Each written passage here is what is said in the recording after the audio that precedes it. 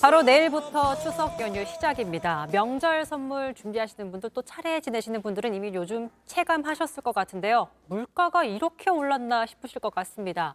추석 밥상 물가 한번 짚어보겠습니다. 김광석 한양대 겸임 교수 나와 계십니다. 안녕하세요. 네, 안녕하세요. 자, 내일부터 이제 추석 연휴 시작됩니다. 내려가시나요, 어디? 네, 저는 대전에 좀 내려갑니다. 아, 그러시군요. 자, 추석 이제 가실 때 네. 두 손 가득히 또 뭔가 맞아요. 가져가실 것 같은데 요즘 물가 좀 체감하시나요? 그러니까요. 선물들 준비를 좀 한가득 했는데 네. 작년보다 훨씬 많이 비용이 늘었습니다. 네. 정말 이 체감되는 이런 이 성수품 준비뿐만 아니라 이 선물 준비도 비용이 더 늘어난 것 같고요. 네. 근데 아마도 우리 시청자 여러분들께서 가장 걱정하는 것은 이제 차례상 아니겠습니까? 네. 그 차례상 가격을 이제 비교를 해봤더니 4인 가구 기준으로죠. 대략 32만 3천 원 정도. 그러니까 전년과 비교해 보면 8.5%나 상승한 거예요. 그러니까 그만큼 소득은 별로 안 늘었는데 차례상 차리거나 또 용돈 주거나 여러 가지 선물 준비하거나 비용만 계속 늘어나는 모습 네. 굉장히 걱정이 많이 되실 거라고 생각이 됩니다. 그러니까요. 2주 전보다 1.6%포인트 늘어났고 전년 대비 8.5%포인트 늘었는데 사실 뭐 월급은 거의 그대로인데 물가만 오르겠다 보니까 이게 더 체감이 크게 될 것 같습니다. 그렇습니다. 자, 저희가 이제 어떤 품목이 좀 올랐는지 구체적으로 한번 살펴보면서 얘기를 나눠보도록 할 텐데요.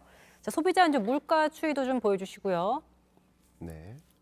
자, 소비자 물가 추이 보니까요. 지난 이제 올해 1월만 하더라도 3.6%였는데 지금 5.7%입니다. 네. 7월보단 그래도 조금 내렸어요. 예, 그렇습니다.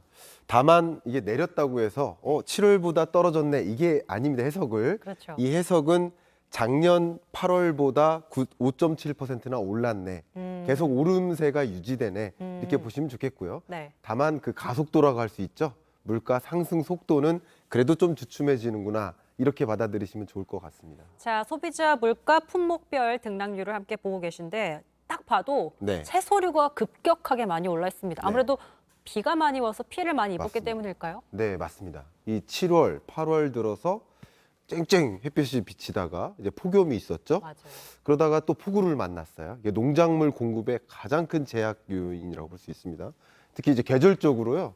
이 처서를 지나거나 입추를 지날 때쯤은 그때는 해가 쨍쨍해서 건조한 상태로 유통이 되어야 되는데 네. 이 비가 많이 와서 무른 상태로 또 이 좋은 상품성을 좀 잃어가는 그런 상품 공급이 많아져서 기본적으로 채소 공급이 부족했던 거예요.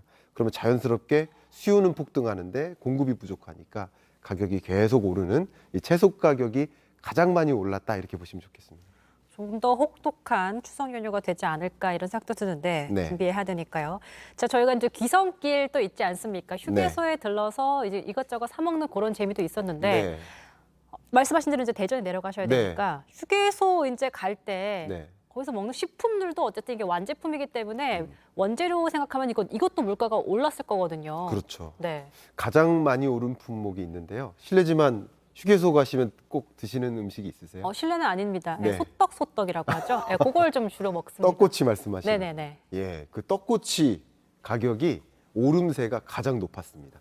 떡꼬치 가격 상승률을 보면요. 정말 1위인데요. 13%나 올랐습니다. 그리고 그 밖에도 2위가 아메리카노인데요. 네. 아메리카노도 12.9% 오르고요. 3위 품목이죠. 호두 과자 역시 11.8%. 그러니까 작년하고 전혀 다른 가격대가 형성되어 있는 모습인데요. 각종 원자재 가격이 다 치솟고 전기세, 가스비 다 오르니까 그것이 반영된 휴게소 국민 간식 가격 아닌가 생각이 됩니다. 그러니까 떡꼬치는 어쨌든 떡이 쌀이잖아요. 네. 쌀 농작물 같은 게 피해를 입다 보니까 네. 물가가 오른 것이고 그렇죠. 아메리카노 같은 경우 제가 또 외신을 보니까 네. 브라질 이쪽에서 네. 원두 같은 게 잘 공급이 안 돼가지고 네. 여기엔 또 가격이 많이 오른 게 아닐까라는 생각이 들어요. 코로나19와 또 상관없이요. 네. 말씀하신 대로 이상기후 현상. 이 남아메리카 지역에 메뚜기 떼들이 출범해가지고 그런 그 남아메리카 지역을 여러분 상상해 보시면요. 이 건설 그 트랙터가 이렇게 농장을 다니잖아요. 한 번 출발하면 다음 날 돌아옵니다. 그만큼 넓은 그 농장 지역에 네. 메뚜기 떼가 출범하고 이런 이상기후 현상들이 세계 곳곳에서 일어나죠. 이런 것들이 같이 만나면서 전반적인 원자재 가격이 치솟은 거라고 볼 수 있겠습니다. 사실 뭐 요즘 최근 들어서 라면 물가가 가장 사실 서민들의 식품이라고 할 수 있는 라면이 연이어서 이제 회사마다 가격을 올리고 있기 때문에 네. 물가에 대한 걸 사실 그걸 보면서 더 많이 체감하실 거라고 생각을 듭니다. 네. 그럼 사실 궁금한 건데 개인적으로 네. 소주 같은 주류 상품들도 좀 가격을 올릴 수 있을까요? 그냥 올릴 수밖에 없는 입장인 거죠. 어... 자, 그 부분을 말씀드리면 저도 이제 라면 회사나 이런 주류 회사들을 많이 다녀왔습니다. 추석 최근에. 연휴 어떤 모이시면 한잔 하실 것 네. 같아서 여쭤보는 그것도 있고 겁니다. 저는 이제 네. 강연 관점에서 이제 많이 만나고 있는데 네. 굉장한 고심이 있었어요. 왜냐하면 원자재 가격 자체가 다 오르니까. 그러면 이걸 비축분을 언제까지 쓸까? 근데 비축분을 쌀 때 더 사와야 되는데 왜냐하면 달러 가치가 쌀 때. 근데 지금 달러 가치마저 계속 고공행진하니까 올라가고 있죠. 비축분만 계속 쓰기도 그렇고 다시 수입해 오기도 그렇고 그러니까 도저히 이 가격 인상 압력에 당해낼 자가 없고요. 예를 들면 우유 회사는 더 심각합니다. 목장주 입장에서 사료값이 치솟았어요. 옥수수, 콩, 대두 이런 게 사료로 쓰이는데 사료값이 치솟으면서 그러나 우유 가격을 그렇게 막 올릴 수가 없으니까 비용 수익성이 계속 떨어지는 굉장히 어려운 그런 관점이라고 볼 수 있습니다. 자, 이렇게 안 좋은 상황이 이어지다 보니까 정부에서 이제 추석 물가 부담을 줄이기 위해서 대책을 내놨습니다. 20개 주요 성수품 공급량을 평시 대비해서 1.4배, 23만 통 이상 늘리겠다라고 했습니다. 요건 효과가 좀 있을 거라고 보세요? 네, 일단 추석 물가를 잡는 데는 이제 9월 달 물가를 잡는 데는 도움이 될 겁니다. 이런 액션이 없다면 그만큼 공급이 부족하니까 가격은 더 치솟을 수밖에 없는데 안정적으로 비축분을 제고해 주는 거 이것은 도움이 됩니다. 다만 걱정인 것은 우리나라가요. 세계 식량기구의 진단에 따르면 권장 이 비축량이 있어요. 예를 들면 쌀 외에도 밀이나 각종 식량 안보 문제가 있기 때문에 네. 이 정도는 비축분을 가져가야 된다라고 하지만 그 비축분에 미달한 상태였어요.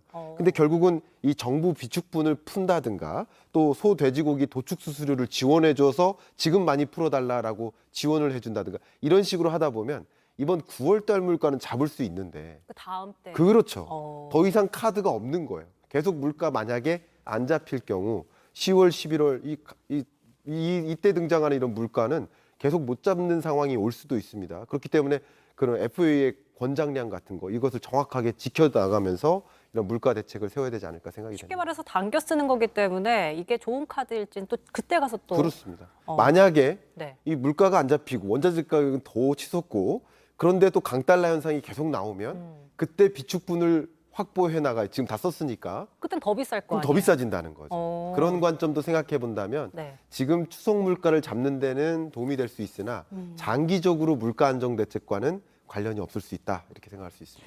자, 이제 FOMC 미팅이 이제 다음 이제 9월 말 정도에 있습니다. 이때 사실 이제 0.75% 올릴 것으로 많이 추측이 되고 있는 상황인데 네. 제가 보니까 소비자 물가 상승률이 2분기 들어서 늘었더라고요. 네. 그 얘기는 FOMC가 또 금리를 올리면 우린 환율의 영향을 많이 받기 때문에 소비자 물가 더 오를 것 같다는 생각이 들거든요. 네. 정확하십니다. 결국 우리가 궁금해하는 그 주제는 미국의 물가예요. 그렇죠. 우리나라 물가도 아니고 미국 물가입니다. 그 환율이 잡혀야 하니까. 그렇죠. 그럼 그 미국 물가 상승률 CPI가 13일 날 발표돼요. 연휴 끝나자마자. 그러면 13일 날 발표됐는데 그 값이 미국의 고점이죠. 물가 상승률 9.1%를 상회한다. 그럼 0.75가 아니라 1 이상을 올릴 수도 있습니다.